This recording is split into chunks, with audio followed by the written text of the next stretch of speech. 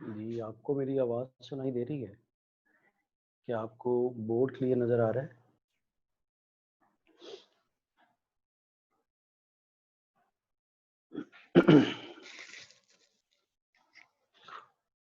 जी, बताइएगा ज़रा मुझे। जी सर क्लियर है। हेलो। यस सर क्लियर है। सर क्लियर है आपकी आवाज। अच्छा।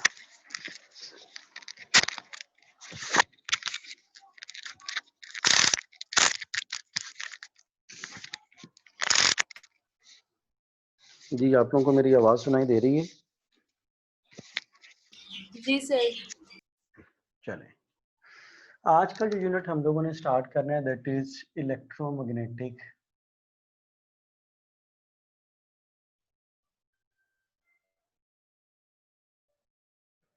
इंडक्शन।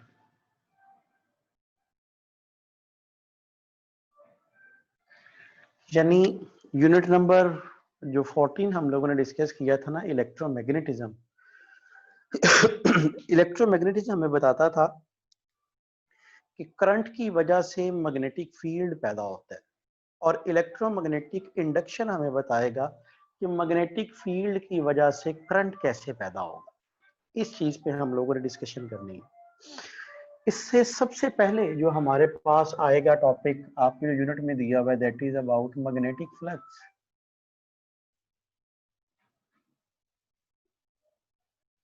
हाँ जी, क्या होगा magnetic flux?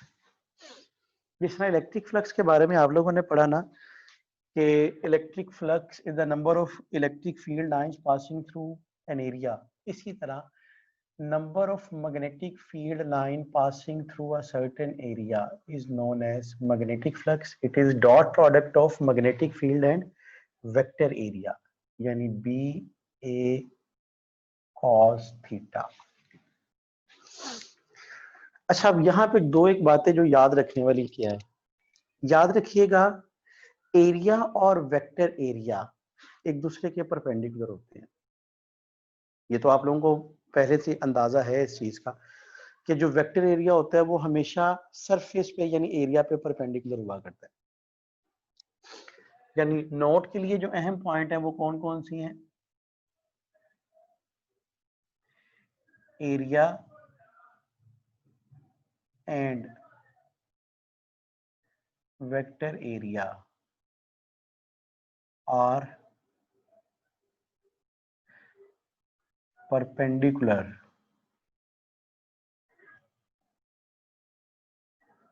To each other.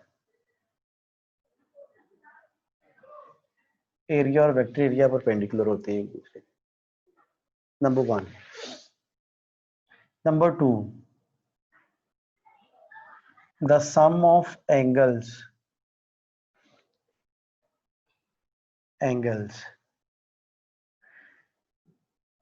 made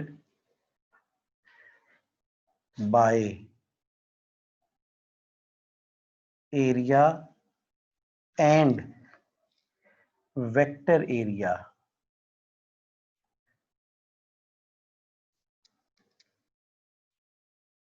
with field lines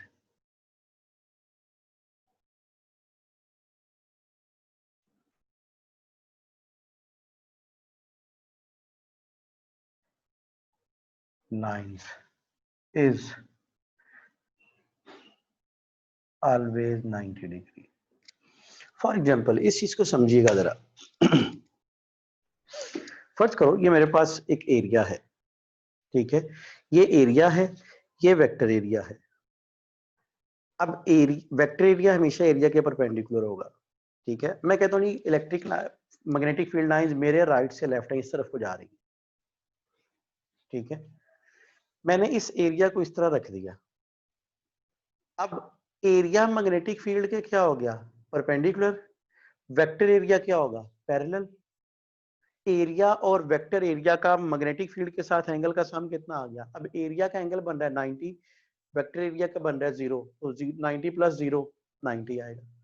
अगर मैं इसे इस तरह रख दूं, एरिया पैरेलल है, वेक्टर एरिया क्या है? परपेंडिकुलर, और मैग्नेटिक फील्ड लाइंस इस तरफ को है। अब vector area, perpendicular area, parallel, दोनों का सम 90। और अगर मैं कहता हूँ अच्छा इसे मैं इस तरह प्लेस कर देता हूँ, यानी एरिया मैग्नेटिक फील्ड के साथ मैंने 30 डिग्री पे रख दिया, तो वेक्टर एरिया हमेशा 60 डिग्री पे होगा। समझ आ गई बात की? इसी तरह अगर मैं अच्छा इसके यूनिट पे बात की जाए तो यूनिट क्या आएगा इसका? Tesla metre square, that is known as weber, that is the unit. MCQ की बात की जाए,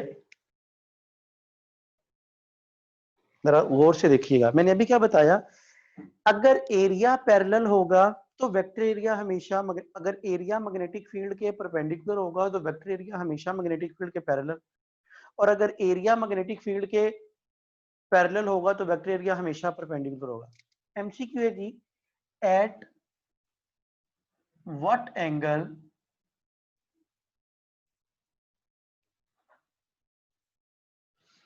area is held with respect to magnetic field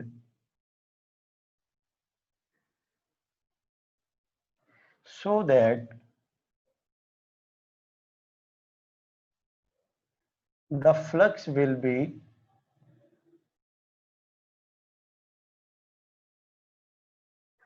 half of its maximum value.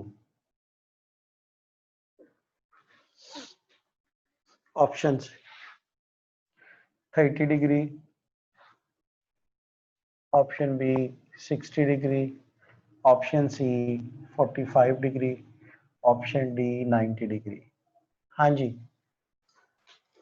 60 degree। Sir beta. अब देखो ना, दो ऑप्शन, दो जवाब आ गए। हाँ जी बताओ जी जरा, बीटा कैसे आएगा?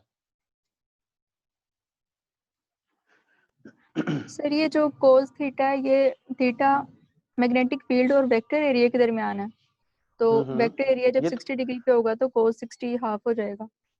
ठीक है, इसलिए 60 आएगा। मैंने यहां पे कहा है कि eight what angle area is held, area किस तरह रखना होगा आपने। अब देखो आपके पास, अगर मैं इसके सॉल्यूशन की बात करूं ना, तो फ्लक्स का formula phi B equals to B A cos theta. कहता है अब ये फ्लक्स मैक्सिमम वैल्यू का हाफ होना चाहिए, मैक्सिमम वैल्यू तो बी ए है ना, तो इसका मतलब है B A over two equals to B A cos theta, cut गया, and cos inverse 1 over 2 equals to theta, that is 60 degree. अब ये 60 डिग्री एंगल आएगा किसके साथ? ये वेक्टर एरिया का एंगल है, किसके साथ? मैग्नेटिक फील्ड के साथ। हमें तो किसका चाहिए? एरिया का।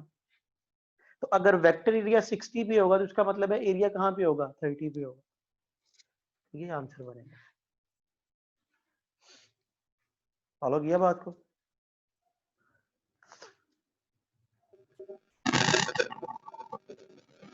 जी पॉइंट समझ आया? जी सर। जी सर। ये डिस्टॉर्शन बड़ी है आपके माइक में। अफसा इमरान, सर पूछ रही हूँ, अगर एरिया दिया होगा तो हम साइन का फॉर्मूला लगा सकते हैं? साइन आपके माइक की डिस्टॉर्शन इतनी है कि समझ ही नहीं आ रही।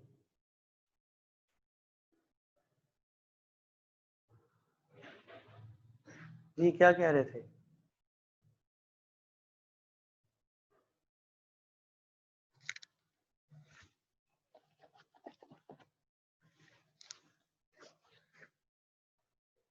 चलें नेक्स्ट आगे चलते हैं जी हम लोग। अब आते हैं हम लोग किस पे, इसका स्क्रीनशॉट ले लो। अब आते हैं हम लोग किस पे, इंड्यूस करंट और इंड्यूस डीएमएफ पे।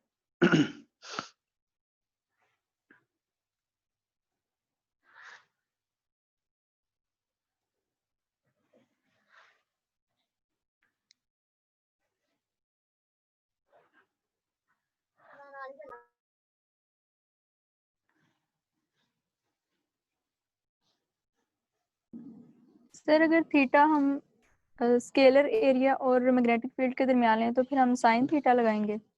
जी वो टेक्निक है, आसानी से कर सकती हो उसे आप।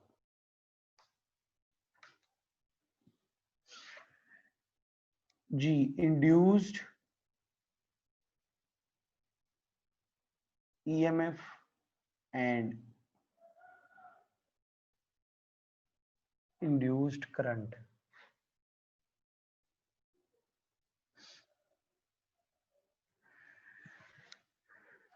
हेन्स और एस्टेड ने इस चीज को डिस्कवर किया था कि जब भी किसी कंडक्टर में से करंट गुजरता है ना, तो उसके गिर्द मैग्नेटिक फील्ड पैदा हो जाता है।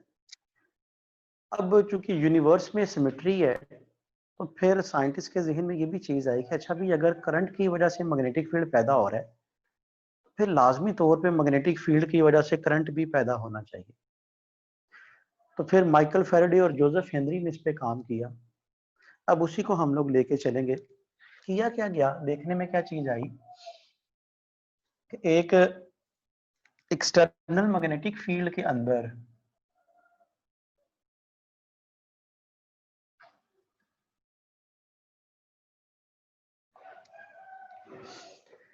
अब एक्सटर्नल मैग्नेटिक फील्ड के अंदर एक किसी करंट कैरिंग कंडक्टर, एक करंट कह रहा हूं, एक कंडक्टर को प्लेस किया।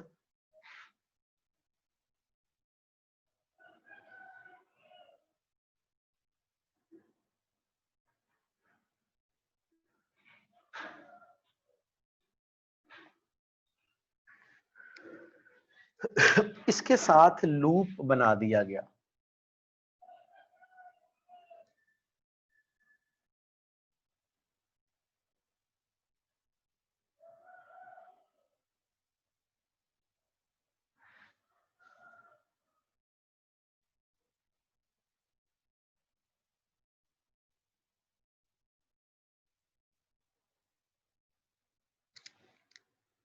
ठीक है, यहां पे गैल्वानोमीटर लगा दिया गया। ये नॉर्थ, ये साउथ। अब मैग्नेटिक लाइंस ऑफ फोर्स ऊपर से नीचे की तरफ थी, जो एक्सटर्नल मैग्नेटिक फील्ड था।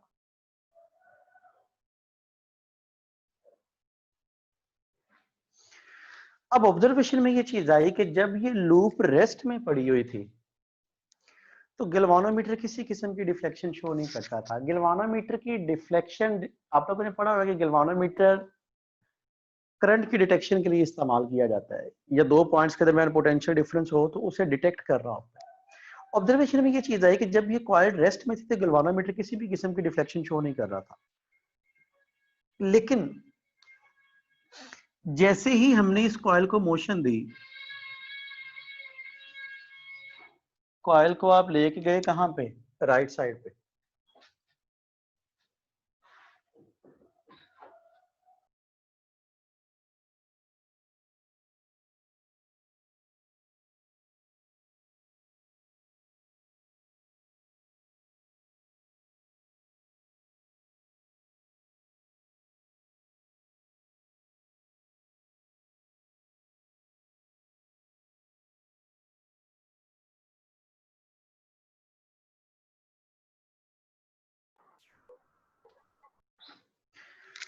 जी क्या चीज देखने में आई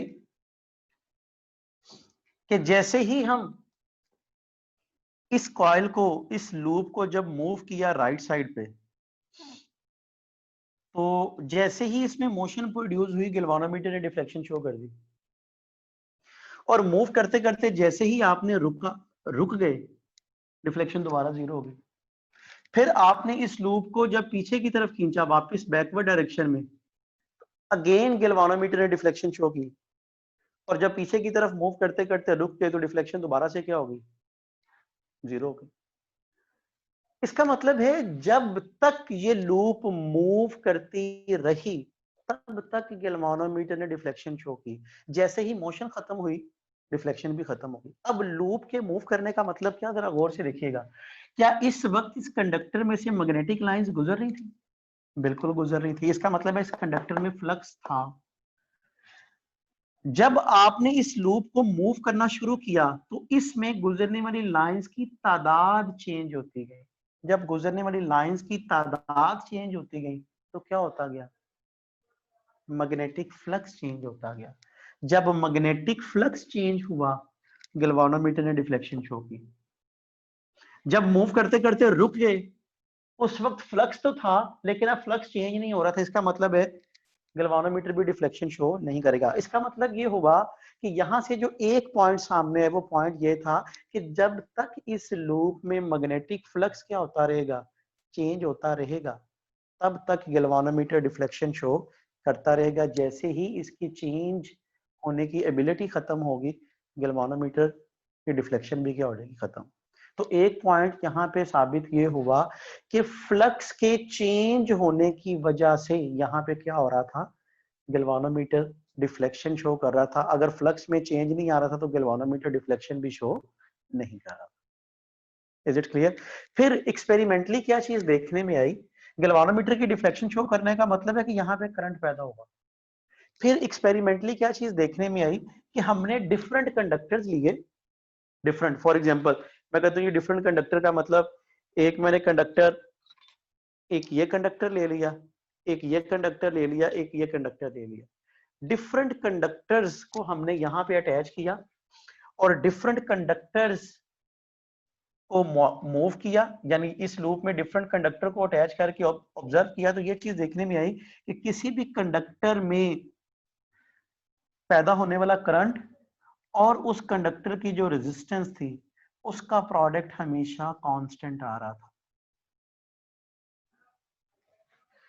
और इस कांस्टेंट को नाम दिया गया किसका, इंड्यूस्ड ईएमएफ का, क्योंकि IR है इंड्यूस्ड ईएमएफ। यानी हम कह सकते हैं कि जब भी किसी कंडक्टर को मैग्नेटिक फील्ड के अंदर मूव करवाते थे तो उसमें पहले करंट पैदा नहीं होता था, बल्कि उसमें ईएमएफ इंड्यूस होती थी और वो ईएमएफ लीड करती थी किसको, करंट को। यानी वो इंड्यूस्ड ईएमएफ सर्किट में करंट को इंड्यूस करवा रही होती थी, करंट को फ्लो करवा रही होती थी।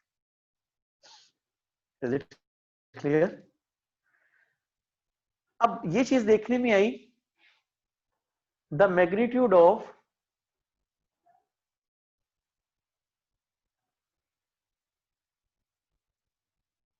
induced current can be increased.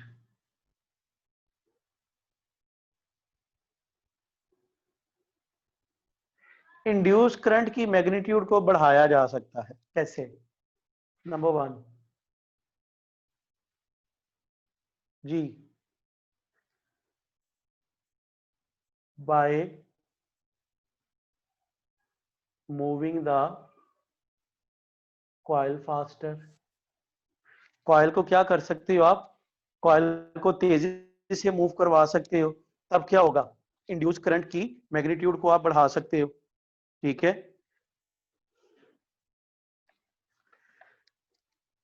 ये लूप है, लूप कह दो। नंबर 2, बाय increasing the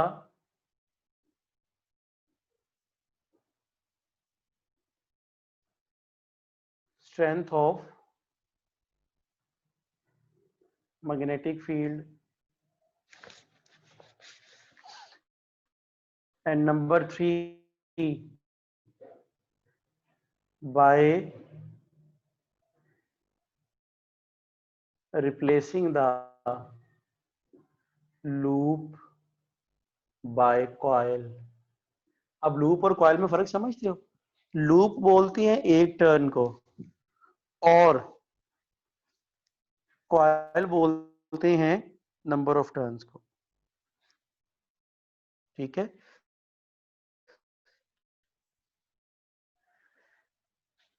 अब जरा गौर कीजिएगा, इस तरह आप मैग्नेटिक जो है वो करंट, इंड्यूस करंट को बढ़ा रही होती है, और इंड्यूस करंट को बढ़ाने का मतलब है कि आप असल में इंड्यूस्ड ईएमएफ को बढ़ाते हो और इंड्यूस्ड ईएमएफ की वजह से करंट ज्यादा हो रहा है। अच्छा, आप जरा गौर से देखो, अगर मैं इस लूप को इनवर्ड आउटवर्ड मूव करूंगा ऐसे मैग्नेटिक फील्ड में, तो इसमें फ्लक्स चेंज होगा। लेकिन अगर मैं इस पूरे सेटअप को मूव करना शुरू कर दूं, यानी मैग्नेट भी इसी तरह मूव करना शुरू कर दे, तो क्या फ्लक्स चेंज होगा? जी बताइएगा जरा। नहीं होगा सर। नहीं होगा, नहीं होगा। तो इसका मतलब क्या है कि फ्लक्स चेंज तब होगा, क्योंकि उस वक्त रिलेटिव मोशन दोनों की जीरो हो जाएगी। फ्लक्स चेंज तब होगा जब लूप और मैग्नेटिक फील्ड के दरमियान रिलेटिव मोशन होगी। यानी हम कह सकते हैं द नेसेसरी, नोट लिख दोगे,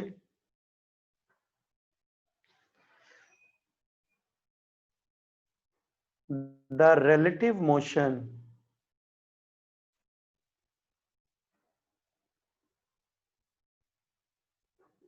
motion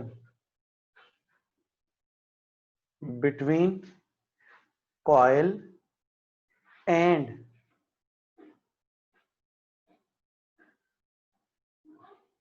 magnetic field is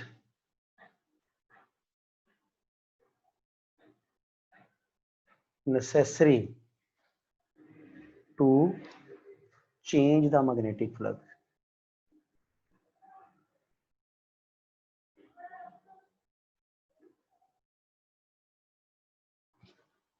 magnetic flux change होने के लिए लूप और कॉइल के दरमियान, मैग्नेटिक फील्ड और लूप के दरमियान क्या होना चाहिए, रिलेटिव मोशन जो है वो नेसेसरी कंडीशन। अगर रिलेटिव मोशन नहीं होगी तो फ्लक्स चेंज नहीं होगा। अच्छा, इन जनरल हम कह सकते हैं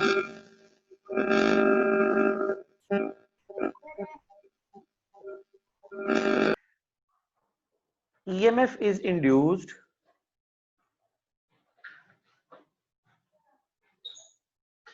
due to, सर ये नोट में लूप आएगा कॉइल की जगह पर।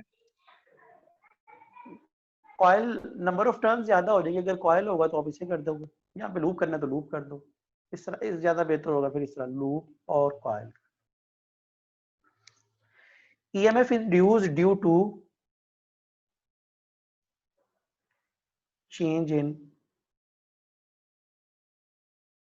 magnetic flux। मैग्नेटिक फ्लक्स में चेंज आएगा तो EMF इंड्यूस होगी। अच्छा, अगर इसी डायग्राम को देखो, इसी डायग्राम को, अब मैग्नेटिक फील्ड इस तरफ को है ना आपके, लूप ऐसे पड़ा हुआ था, मैग्नेटिक फील्ड इस तरफ को है। अब जरा गौर से देखिएगा, लूप ऐसे ही पड़ा हुआ है ना, मैग्नेटिक फील्ड इस तरफ को है, ऊपर से नीचे है। ये लूप ऐसे मूव करता था, ऐसे मूव करता था, ठीक है। अगर इस लूप को मैं ऐसे मूव करवाऊं बाहर की तरफ या अंदर की तरफ, मुझे बताओ क्या फ्लक्स चेंज होगा? नहीं होगा सर। नहीं होगा। देखो, मैग्नेटिक फील्ड ऊपर से नीचे की तरफ, सुन लो ना, सुनो दोबारा। मैग्नेटिक फील्ड ऊपर से नीचे की तरफ ये इस तरह मूव करता था ना, ऐसे जिस तरह वो है, तो फ्लक्स चेंज होता था। अगर मैं इसे इस तरह मूव करूं, ऐसे ऐसे मूव कर दूं या ऐसे मूव कर दूं, तो मुझे बताओ फ्लक्स चेंज होगा? नो सर, नहीं होगा। नहीं होगा। तो एक और नेसेसरी कंडीशन आ जाएगी। देखो, मैग्नेटिक लाइंस ऊपर से नीचे है ना, ये इस तरह गुजरेगा तो ये मैग्नेटिक लाइंस को क्रॉस कर रहा होगा, ठीक है। इस तरह मैग्नेटिक लाइंस को क्रॉस नहीं कर रहा, ना ऐसे मैग्नेटिक लाइंस को क्रॉस कर रहा है।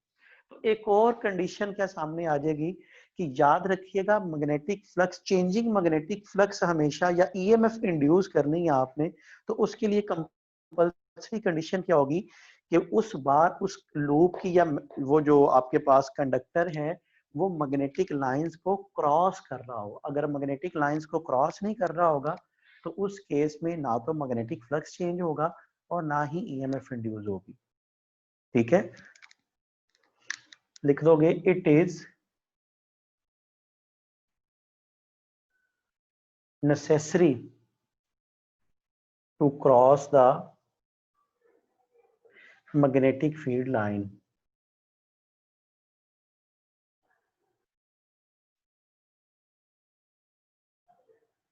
by conductor, by loop or conductor to produce EMF। अब ये कुछ की पॉइंट लिखवा दिए मैंने। यानी आप बड़ी कोई भी डायग्राम देख लो, अगर उस डायग्राम में किसी लूप या कंडक्टर की मोशन मैग्नेटिक लाइंस को क्रॉस नहीं कर रही, आप क्या दिया करोगे इसमें ईएमएफ इंड्यूस नहीं हो सकती, यानी ईएमएफ इंड्यूस होने के लिए नेसेसरी कंडीशन में है। सर जब इनवर्ड और आउटवर्ड मूव करेगा तब क्रॉस नहीं करेंगी? नहीं करेंगे, नहीं करेंगे। ऐसे है ना, ऊपर से नीचे, ये देखो मेरी उंगलियां जो है वो लाइनें हैं, ठीक है। ये तभी क्रॉस होगी जब इस तरफ को जाएगा ऐसे, या इस तरफ को आएगा। अगर ये ऐसे मूव कर रहा है तो क्या लाइंस को क्रॉस कर रहे हैं, यानी ऐसे देखो, क्या ये लाइंस को क्रॉस कर रहा है? नहीं कर रहा। हाँ, अगर ये ऐसे मूव करेगा तो ये लाइंस को क्रॉस करता हुआ जाएगा। सर जो आपने लिखा है I into R is equal to constant, इसको एक्सप्लेन कर दें। मैंने ये कहा कि हमने डिफरेंट कंडक्टर्स यहाँ पे लगाए, गैल्वानोमीटर की डिफ्लेक्शन शो करती थी कि इसमें करंट फ्लो कर रहा है। अब हम ये देखना चाहते थे कितना करंट है, तो हमने डिफरेंट कंडक्टर लगाए। अब जब डिफरेंट कंडक्टर लगाए, जिस कंडक्टर की रेजिस्टेंस कम होगी उसके लिए गैल्वानोमीटर ज्यादा डिफ्लेक्शन शो करेगा, और जिस कंडक्टर की रेजिस्टेंस ज्यादा होगी उसके लिए गैल्वानोमीटर कम डिफ्लेक्शन शो करेगा। लेकिन देखने में क्या चीज आई कि दोनों का प्रोडक्ट हमेशा क्या रह रहा था, कांस्टेंट रह रहा था।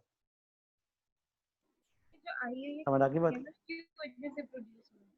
क्या ये जो करंट है इस इक्वेशन में ये ईएमएफ की वजह से प्रोड्यूस हुआ है या तो यही तो हमने कहा है कि हम पहले ये कहते थे कि इसमें जस्ट करंट इंड्यूस हो रहा है, लेकिन करंट तो पैदा ही ईएमएफ की वजह से होता है। तो फिर हम क्या कहते हैं कि नहीं भाई, जब इस कंडक्टर को मूव किया तो इसमें पहले ईएमएफ पैदा हुई, उस ईएमएफ की वजह से इस कंडक्टर में करंट फ्लो हुआ, यानी उस ईएमएफ ने फिर सपोर्ट किया करंट फ्लो करने के लिए। जी सर, ये आपने जो पॉइंट्स लिखवाए हैं कि इससे करंट चेंज हो सकता है, और करंट चेंज हुआ ईएमएफ के चेंज होने से।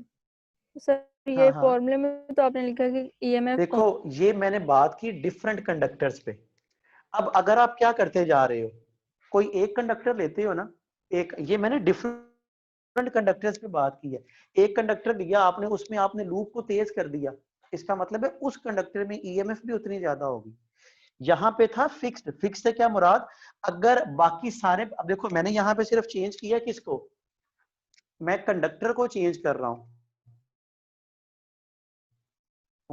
और सिर्फ कंडक्टर को चेंज करूंगा तो मेरे पास, यानी अगर मैं एक ही स्पीड से मूव करता हूं सारों को, मैग्नेटिक फील्ड स्ट्रेंथ भी वही है मेरे पास, लूप भी वही है, स्पीड भी सेम है, तो फिर मेरे पास क्या होगा, कंडक्टर चेंज करने से आई और आर चेंज होंगे लेकिन प्रोडक्ट हमेशा कांस्टेंट रहेगा।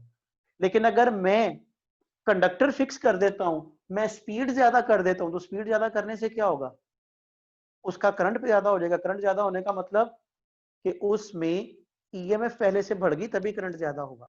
तो ये बात जो मैंने की है, उसके लिए आप स्पीड सेम रखोगे और सिर्फ कंडक्टर को चेंज करोगे। और ये जो बात मैं कर रहा हूं, ये मैं यहाँ पे कंडक्टर चेंज नहीं कर रहा, यहाँ पे सिर्फ इन पैरामीटर्स को चेंज कर रहा हूं। देखो ना, आपके घर में अक्सर जनरेटर होते हैं, वो जनरेटर की जब स्पीड ज्यादा होती है तो उसकी ईएमएफ ज्यादा हो जाती है, लाइट पूरी आ रही होती है। बहुत वक्त ऐसा होता है कि वो उसकी स्पीड कम होगी, फ्यूल खत्म होना शुरू हो गया, स्पीड कम होगी तो लाइट डिम होगी। इसका मतलब क्या है कि उससे पैदा होने वाली ईएमएफ कम होगी। उस केस में आपके पास कंडक्टर तो चेंज नहीं होता। ऐसा तो नहीं होता जब जब जो सारी चीजें प्रॉपर चल रही थी उस वक्त जनरेटर कोई और था, जब लाइट डिम होगी तब जनरेटर कोई और है। नहीं, जनरेटर वही है, कंडक्टर फिक्स हो जाता है, सिर्फ क्या होता है उस कॉइल के मूव करने की स्पीड में फर्क आ जाता है। ठीक है। और सर ये मैग्नेट और जो कॉइल है, इन दोनों को अगर हम मूव करवाएं, लेकिन अगर ऑपोजिट डायरेक्शन में मूव करवाएं तो फिर ईएमएफ रिलेटिव होगी। फिर मैंने क्या लिखा, रिलेटिव मोशन जरूरी है। जब आप दोनों की ऑपोजिट मूव करोगे तो रिलेटिव मोशन होगी उनमें, और जब दोनों सेम डायरेक्शन में सेम स्पीड से जाएंगे तो फिर रिलेटिव मोशन नहीं होगी, फिर उसमें फ्लक्स चेंज नहीं होगा। और अगर ऑपोजिट डायरेक्शन में मूव करेंगे तो तब तो रिलेटिव मोशन होती है। और दोनों सेम स्पीड से सेम डायरेक्शन में जाएंगे तो रिलेटिव मोशन नहीं होगी। हाँ, दोनों सेम स्पीड से दोनों सेम डायरेक्शन में डिफरेंट स्पीड से जा रहे होंगे तो फिर भी रिलेटिव मोशन। तो रिलेटिव मोशन होगी तभी ईएमएफ इंड्यूस होगी। सर ये थर्ड पॉइंट को रिपीट कर दें कि जब कॉइल के साथ रिप्लेस करेंगे। हाँ, तो क्या होगा, जब आप एक लूप, और रेजिस्टेंस की तो हम बात ही नहीं कर रहे, हम तो ईएमएफ को लेके चल रहे हैं ना। जब आप एक लूप को कॉइल को रिप्लेस कर दोगे किसके साथ, कॉइल को रिप्लेस कर दोगे नंबर ऑफ टर्न्स के साथ, मतलब एक लूप को नंबर ऑफ लूप के साथ रिप्लेस कर दिया, तो इसका मतलब है एक लूप का एरिया अगर 5 था तो 10 लूप अगर इस्तेमाल करते तो कितना हो जाएगा, 10 हो जाएगा, 50 हो जाएगा। जब एरिया बढ़ेगा तो क्या फ्लक्स नहीं बढ़ेगा, और फ्लक्स बढ़ने से क्या होगा, बात की समझ आएगी नहीं आई, कि जब आप एक लूप की बजाय एक से ज्यादा लूप इस्तेमाल करोगे तो एरिया बढ़ जाएगा। और फार्मूला आपने पढ़ा 5b = ba, जब एरिया बढ़ जाएगा तो फ्लक्स बढ़ जाएगा, तो जब फ्लक्स इंक्रीज करेगा तो चेंज ज्यादा आएगा, तो जितना फ्लक्स ज्यादा होगा उतना ही क्या होगा, ईएमएफ ज्यादा इंड्यूस होगी, उतना ही करंट इंड्यूस ज्यादा होगा। ये पढ़ेंगे आगे चल के, इसको प्रूव भी करेंगे हम लोग कि वाकई में एरिया या फ्लक्स के चेंज होने से ईएमएफ बढ़ जाती है। सर जितना इंड्यूस ईएमएफ ज्यादा होगा उतना इंड्यूस करंट ज्यादा होगा। जी, उतना इंड्यूस करंट ज्यादा होगा। तो नीचे आपने इक्वेशन लिखी है, जितना करंट ज्यादा होगा उतनी रेजिस्टेंस कम हो जाएगी और फिर कांस्टेंट होगा। आप चीजों को मिक्स कर रहे हो। मैं अभी पिछले 5 मिनट इस पे लगाए हैं मैंने कि भाई ये फार्मूला डिफरेंट कंडक्टर्स के लिए है। अगर डिफरेंट कंडक्टर सेम कंडीशंस में रहते हुए यूज करते हो, सेम कंडीशन का मतलब ना मैग्नेटिक फील्ड चेंज कर रहे हो, ना इसकी वेलोसिटी चेंज कर रहे हो, ना लूप चेंज कर रहे हो, ये तब है। सिर्फ कंडक्टर रिप्लेस करोगे तो आपके पास आई और आर होंगे डिफरेंट, लेकिन प्रोडक्ट हमेशा फिक्स रहेगा। क्यों? क्योंकि ना तो आपने मैग्नेटिक फील्ड चेंज किया, ना ही आपने स्पीड चेंज की, ना ही आपने लूप को चेंज किया। लेकिन अगर आप इन तीनों को चेंज करोगे, फर्ज किया मैं कहता हूं जी मैंने मैग्नेटिक फील्ड पहले से डबल कर दी है, अब जब डबल कर दूंगा तो मैग्नेटिक फ्लक्स भी पहले से बढ़ जाएगा, मैग्नेटिक फ्लक्स से बढ़ने से ईएमएफ भी ज्यादा हो जाएगी। लेकिन फिर उस मैग्नेटिक फील्ड पे रहते हुए आप डिफरेंट कंडक्टर लोगे तो उनका आंसर डिफरेंट आएगा, लेकिन प्रोडक्ट हर पॉइंट पे सेम आएगा। तो आप लोग चीजों को मिक्स कर रहे हो, ये मैंने बार बार बताया, ये सेम कंडीशंस पे रहते हुए डिफरेंट कंडक्टर्स के लिए, और ये डिफरेंट कंडीशंस पे रहते हुए सेम कंडक्टर के लिए, कि जब आप कंडक्टर चेंज ना कर रहे हो। क्लियर हो गया? जी सर हो गया। चले इसका स्क्रीनशॉट ले लो। अब मेन पॉइंट पे हम लोग जो पहुंचे वो ये था कि जी मैग्नेटिक फ्लक्स चेंज होगा तो ईएमएफ इंड्यूस होनी है।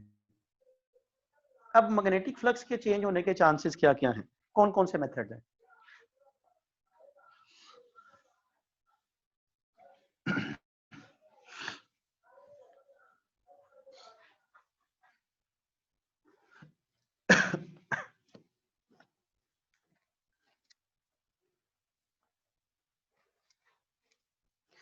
the different methods to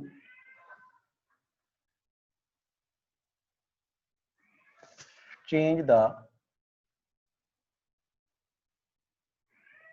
magnetic flux। Different techniques कौन सी कि जिसमें आपने मैग्नेटिक फ्लक्स को चेंज करना है? अब जरा देखिएगा, बड़ी आसान सी टेक्निक है हमारे पास। आपके पास फ्लक्स का फॉर्मूला ये BA cos theta. Number 1 possibility भाई फ्लक्स में चेंज आ सकता है जब आप सिर्फ मैग्नेटिक फील्ड चेंज करो, ना एरिया चेंज हो, ना कॉइल की ओरिएंटेशन चेंज हो। सेकंड पॉसिबिलिटी क्या है कि भाई आप मैग्नेटिक फील्ड चेंज ना करो लेकिन एरिया चेंज कर दो और ओरिएंटेशन भी चेंज ना हो।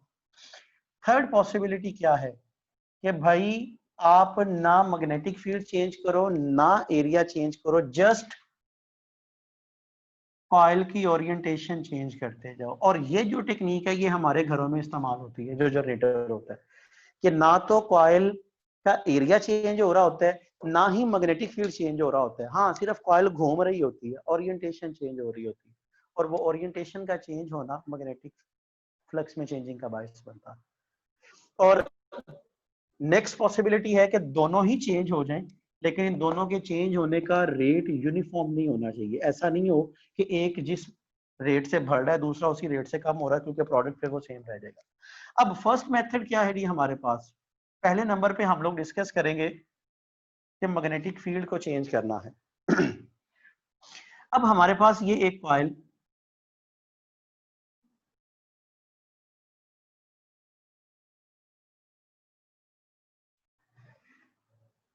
यहां पे bar magnet,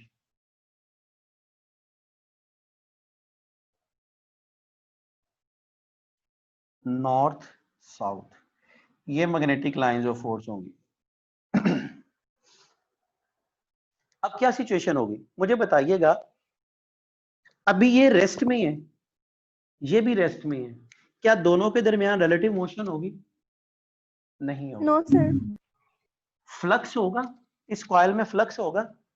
no yes sir. बिल्कुल होगा, फ्लक्स होगा, लेकिन फ्लक्स में चेंज नहीं आ रहा होगा, क्योंकि फ्लक्स में चेंज आना ईएमएफ का बाइस बनेगा। इसका मतलब है इस केस में फ्लक्स तो होगा लेकिन फ्लक्स में चेंज नहीं आ रहा होगा। हाँ, जैसे ही आपने इसको राइट साइड पे मूव करना शुरू किया, अब एरिया तो फिक्स है, कॉइल तो चेंज नहीं ना होगी।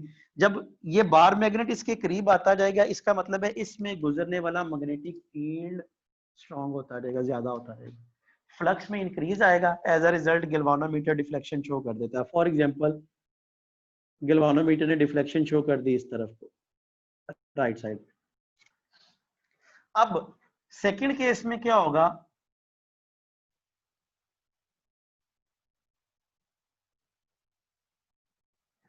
अगर मैं इसी बार मैग्नेट को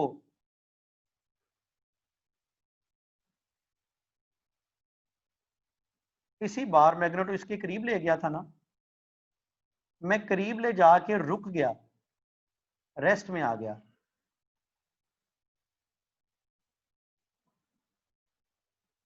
मुझे बताओ क्या अभी रुक गया ये? मैं इसे मूव किया, मूव करते करते रुक गया, मुझे बताओ क्या गैल्वानोमीटर डिफ्लेक्शन शो करेगा? No sir. नहीं करेगा। अब फ्लक्स तो होगा लेकिन चेंज इन फ्लक्स नहीं होगा। हाँ, जैसे ही मैं इस बार मैग्नेट को बैकवर्ड डायरेक्शन में पुल करूंगा, खींचूंगा, अब क्या होगा? अब इसमें मैग्नेटिक फ्लक्स चेंज होगा, बिल्कुल होगा, लेकिन अब की बार जो चेंज आएगा वो इंक्रीज का होगा या डिक्रीज का होगा? डिक्रीज। अब पहले नंबर पे इंक्रीज हो रहा था तो हमने फर्ज किया था राइट साइड पे डिफ्लेक्शन शो कर रहा है। अब जब डिक्रीज हो रहा होगा तो इसकी डायरेक्शन पहले से क्या हो जाएगी? रिवर्स हो जाएगी। अब इन दोनों केसेस में मैग्नेटिक फील्ड में चेंज आया, इस बार मैग्नेट की वजह से मैग्नेटिक फील्ड में चेंज आया, और वो मैग्नेटिक फील्ड में चेंज आना किसका बाइस बना? ईएमएफ इंड्यूस करने का बाइस बना। अब ये तो एक पॉसिबिलिटी है। अच्छा, दूसरी पॉसिबिलिटी क्या है? यहां पे मैंने क्या किया हुआ था? मोशन थी किसकी? बार मैग्नेट की, मैंने कॉइल को फिक्स किया हुआ था। सेकंड पॉसिबिलिटी क्या हो सकती है कि भाई आप मैग्नेट को क्या कर दो? फिक्स कर दो, यानी इसमें इसकी वेलोसिटी 0 थी। सेकंड पॉसिबिलिटी क्या है कि भाई आप मैग्नेट को फिक्स कर दो, यानी मैग्नेट स्टेशनरी है, आपने क्या किया?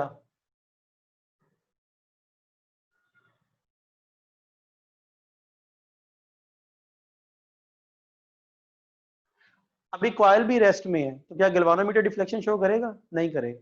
हाँ, फिर आपने क्या किया? इसको करीब लाना शुरू कर दिया बार मैग्नेट के। जब इसको करीब लाना शुरू करूंगा बार मैग्नेट के, तो क्या फ्लक्स गुजरेगा इसमें से? बिल्कुल गुजरेगा, और फ्लक्स के गुजरने की वजह से क्या होगा?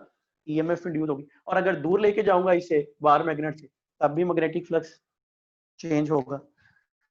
यानी दोनों पॉसिबिलिटीज हैं, यानी मैग्नेटिक फील्ड चेंज करने की दो पॉसिबिलिटीज हैं। पहली पॉसिबिलिटी ये कि आप कॉइल को रेस्ट में रख लो, मैग्नेट उसके करीब आए या उससे दूर जाए, इस केस में भी मैग्नेटिक फ्लक्स चेंज होते हैं मैग्नेटिक फील्ड के चेंज होने से।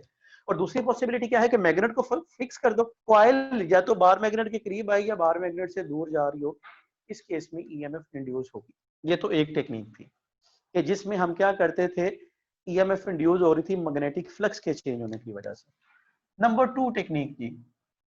सेकंड क्या है कि भाई आपका मैग्नेटिक फील्ड चेंज ना हो, एरिया चेंज हो रहा हो। अब इसकी क्या सूरत हाल है? फर्ज करो कि आपके पास ये एक्सटर्नल मैग्नेटिक फील्ड लगाया हुआ है हमने, यूनिफॉर्म मैग्नेटिक फील्ड है, और आपको पता ना क्रॉस का मतलब क्या होता है? Into the paper.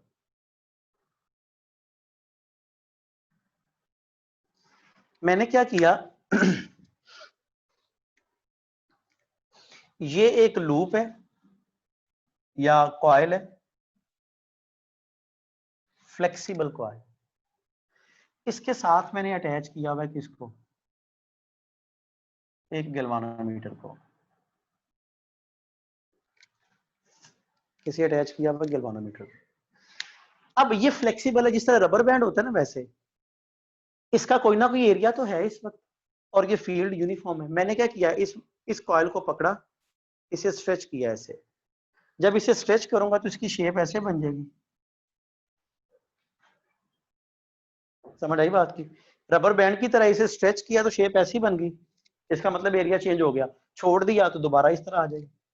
फिर स्ट्रेच करूंगा तो ऐसी हो जाएगी, छोड़ूंगा तो वापस। और अगर मैं इसे बार बार इस तरह स्ट्रेच करता जाऊं, छोड़ता जाऊं, स्ट्रेच करूं, फिर छोड़ूं, स्ट्रेच करूं, फिर छोड़ूं, तेजी के साथ करता जाऊं, तो क्या सिचुएशन होगी? इसका एरिया चेंज हो रहा होगा। और एरिया चेंज होने की वजह से क्या होगा? अब मैग्नेटिक फील्ड तो चेंज नहीं हो रहा, कॉइल की पोजीशन भी चेंज नहीं हो रही, एरिया चेंज हो रहा है। तो एरिया चेंज होने की वजह से इसमें फ्लक्स चेंज होता जाएगा, और गैल्वानोमीटर डिफ्लेक्शन शुरू करेगा, जो किस चीज को रिप्रेजेंट करेगा कि भाई इसमें ईएमएफ इंड्यूस हो रही है। क्लियर? ये तो वो टेक्निक थी कि जिसमें आपने मैग्नेटिक फील्ड चेंज नहीं किया बल्कि एरिया चेंज किया। नंबर 3 पॉसिबिलिटी कौन सी है? ये फर्स्ट था, ये सेकंड, ये थर्ड। नंबर 3 पॉसिबिलिटी क्या है कि भाई आप ना तो एरिया चेंज करो, ना ही मैग्नेटिक फील्ड चेंज करो, सिर्फ क्या हो जाए? कॉइल की ओरिएंटेशन चेंज हो। फॉर एग्जांपल, दोबारा से देखिएगा, एक यूनिफॉर्म मैग्नेटिक फील्ड लिया मैंने,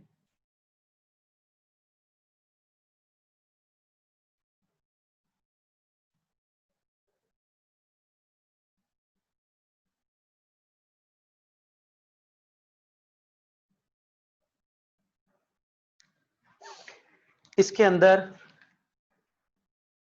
ये लूप है, कॉइल, ये मैग्नेटिक फील्ड लगा, गैल्वानोमीटर लगा हुआ है। यानी आप ये समझ लो कि मैग्नेटिक फील्ड अंदर की तरफ और मेरे पास ये एरिया है। इस तरह रखूंगा, मैग्नेटिक लाइन अंदर की तरफ है, फ्लक्स क्या होगा? मैक्सिमम। समझ आई? फील्ड तो यूनिफॉर्म है ना, एरिया भी फिक्स आ गया। हाँ, इसका फ्लक्स यहाँ पे होगा तो फ्लक्स मैक्सिमम। मैं कहता हूं मैंने इसे घुमाते घुमाते ऐसे कर दिया, फ्लक्स मिनिमम। फिर घुमाते घुमाते ऐसे कर दिया, मैक्सिमम। फिर घुमाते इस तरह कर दिया, minimum, maximum, minimum, maximum, minimum. यानी ये तेजी के साथ घूमेगा तो फ्लक्स मुसलसल चेंज होता रहेगा। इस केस में ना तो आप क्या कर रहे हो, ना तो आप मैग्नेटिक फील्ड को चेंज कर रहे हो, ना ही आप एरिया को चेंज कर रहे हो, सिर्फ उस एरिया की ओरिएंटेशन चेंज हो रही है। उस ओरिएंटेशन के चेंज होने की वजह से उसमें ईएमएफ इंड्यूस हो रही है। क्लियर हो गया? कोई मुश्किल? सर अगर इस कॉइल को हम वर्टिकली रोटेट करवा दें तो वर्टिकली induce होगी? रोटेट, वर्टिकली रोटेट यानी ऐसे रोटेट करवाने की बजाय ऐसे रोटेट करवाओ तो बिल्कुल होगी। देखो यहाँ पे flux maximum, minimum, maximum, minimum, maximum, minimum होगी बिल्कुल। मैंने क्या बताया, लाइंस का क्रॉस होना जरूरी है। हाँ, अगर ये कॉइल हो, इस कॉइल को आप ऐसे और ऐसे मूव करोगे तो फ्लक्स चेंज नहीं होगा, लाइंस को क्रॉस ही नहीं करेंगे। समझ आ गई बात की? हाँ, ऊपर नीचे इस तरह करोगे तो फिर भी पैदा होंगे क्योंकि लाइंस को क्रॉस करेगी। क्लियर हो गया? जी सर, क्लियर है। तो ये डिफरेंट टेक्निक्स थी जिनसे हम लोग मैग्नेटिक फ्लक्स को चेंज कर सकते हैं, और मैग्नेटिक फ्लक्स के चेंज होने से क्या होगा, इसमें ईएमएफ इंड्यूस होगी। समझ आ गई बात की? सर क्लियर अगर हो गया? एरिया चेंज करेंगे तो डिफ्लेक्शन किस डायरेक्शन में होगी? वो डिपेंड, अच्छा ये भी डिपेंड, अभी मैं सिर्फ ये बता रहा हूँ आपको कि फ्लक्स के चेंज होने से ईएमएफ इंड्यूस होगी। मैं अभी आपको ये नहीं बता रहा कि अगर फ्लक्स इंक्रीज होगा, क्योंकि डायरेक्शन की इंफॉर्मेशन देनी है हमें, किसने, लेंस लॉ ने। अब फ्लक्स का चेंज होना दो चीजों पे डिपेंड करता है, फ्लक्स इंक्रीज हो सकता है तब क्या होगा, डिक्रीज हो सकता है तब क्या होगा, ये डिस्कस करेंगे हम लोग सारा। ठीक है, करंट की डायरेक्शन, अभी मैंने सिर्फ आपको ये बता रहा हूं कि मैग्नेटिक फील्ड की वजह से करंट पैदा होगा। चैप्टर नंबर 14 में हम लोगों ने क्या किया था, करंट की वजह से मैग्नेटिक फील्ड पैदा होगा, और जब करंट की वजह से मैग्नेटिक फील्ड पैदा हुआ था तो ना सिर्फ हमने फिर उस मैग्नेटिक फील्ड की डायरेक्शन मालूम की थी, बल्कि उसे कैलकुलेट भी किया था। अब इसी तरह जब हम लोग बात करते हैं तो अभी हम बात कर रहे हैं कि जी मैग्नेटिक फील्ड की वजह से करंट पैदा हो रहा है। अब वो बाद में डिस्कस करेंगे अभी कि पैदा होने वाला करंट कितना होगा, ईएमएफ कितनी होगी, उसकी डायरेक्शन क्या होगी करंट की, सारी चीजें डिस्कस करेंगे, लेकिन वो स्टेप बाय स्टेप चलेंगे आगे। सर जी जब ठीक है लूप मैग्नेटिक फील्ड में अप एंड डाउन मूव करेगा तो हाँ हाँ उसमें ईएमएफ इंड्यूस होगी? जी बिल्कुल। देखो लूप, मैंने आपको क्या बताया, मैग्नेटिक लाइंस अंदर की तरफ है ऐसे, अगर आप लूप को अप एंड डाउन मूव करोगे तो इसका मतलब है वो लाइंस को क्रॉस कर रहा है, मैग्नेटिक फ्लक्स चेंज हो रहा है, ईएमएफ इंड्यूस होगी, बिल्कुल होगी। लेफ्ट टू राइट भी क्लियर? होगी, बस इनवर्ड और जी आउटवर्ड बिल्कुल, नहीं हो? हाँ जी बिल्कुल, लेफ्ट टू राइट भी मूव करने से होगी, अप एंड डाउन मूव करने से भी होगी, हाँ आउटवर्ड इनवर्ड मूव करने से नहीं होगी, उसमें फ्लक्स चेंज नहीं हो रहा होगा। जी क्लियर? जी सर क्लियर। सर क्लियर इसका है। स्क्रीनशॉट ले लो जी, आज के लिए इतना ही काम था। कल हम लोग बात करेंगे मोशनल ईएमएफ पे, फैराडे लॉ, लेंज लॉ पे, और कोशिश करेंगे कि अगले 2 दिनों में इस यूनिट को वाइंड अप कर दिया जाए। ठीक है, सर यूनिट 1 से क्वेश्चन है, पूछ लो। हाँ हाँ पूछो। सर ये जो आपने अमाउंट ऑफ सब्सटेंस का एफपीएस यूनिट लिखवाया था, ऑन्स, इसका हाँ हाँ सिंबल क्या होता है? ये वैसे लिखा जाता है, पूरा लफ्ज ही लिखा जाता है, कुछ चीजें होती हैं जिनके सिंबल होते हैं जो डिजाइन किए हुए, कुछ के नहीं किए हुए। अब ये वो क्वांटिटीज हैं जो डिफरेंट बुक्स में डिफरेंट लिखी हुई हैं, ठीक है ना। जिस तरह आप वो मोल को लिखते हो ना, मोल की डायमेंशन लिखते हो, मैंने बताया भी था कि मोल की डायमेंशन जब लिखते हो तो डिफरेंट बुक्स में उन्होंने कैपिटल एन लिखा हुआ है, अब कुछ बुक्स ऐसी हैं जिन्होंने मोल लिख के ही ब्रैकेट में लिख दिया हुआ है जी सर, और सर मोल से इसका कोई रिलेशन बनता है ऑन्स का? देखो हम लोग ऑन्स जो है ना, ये आमतौर पे ग्राम में लिया करते हैं। ये 1 ऑन्स तकरीबन जो होता है ना 28 ग्राम के करीब होता है, और आप लोगों ने पढ़ा हुआ है कि हम नंबर ऑफ मोल्स यानी मोल यूनिट का भी इस्तेमाल करते हैं, और मैस का किलोग्राम या ग्राम का भी इस्तेमाल करते हैं। ये आप लोग फेमिलियर हो कि अगर आप फिक्स नंबर ऑफ पार्टिकल्स पे बात करोगे तो फिर आपको मोल यूज करना पड़ेगा, और अगर आप फिक्स मैस पे बात करोगे तो फिर आपको ग्राम या किलोग्राम यूज करना पड़ेगा। उसमें नंबर ऑफ पार्टिकल्स या नंबर ऑफ पार्टिकल्स सेम नहीं कंसीडर करते आप। वैसे तो हर सर किसी का एक दूसरे के साथ रिलेशन बन सकता है जी। सर ये ऑन्स वगैरह ये पेपर में आते हैं एमकेड? ना भी आए, लेकिन क्योंकि एक फ्लो में चीजें चल रही थी तो उस वक्त आपको एक इंफॉर्मेशन के तौर पे बता दिया था। और सर ये साइन थीटा बता दें, कोस थीटा की जगह पे साइन थीटा कब आएगा, यानी मैग्नेटिक फील्ड वगैरह वाला क्या उनमें रिलेशन होगा इसका?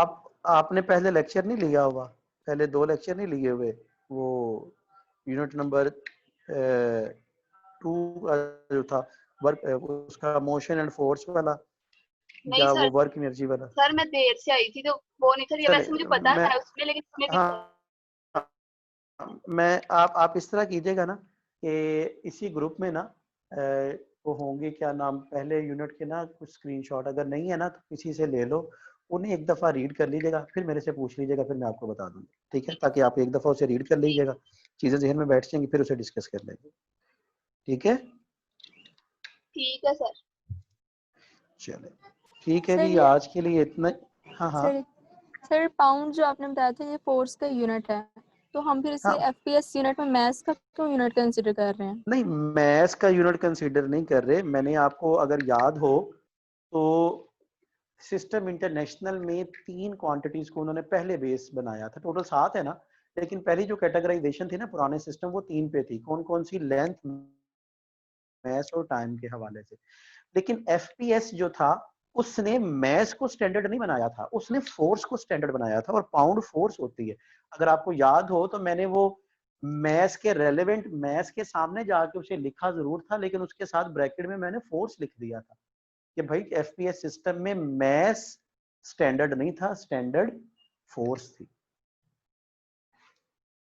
जी सर, क्लियर है। ठीक है, चले जी, आज के लिए ये काम था। बाकी इंशाल्लाह हम लोग कल देखेंगे। पढ़िएगा जरूर इसे साथ साथ। ठीक है, ओके जी, अल्लाह हाफिज।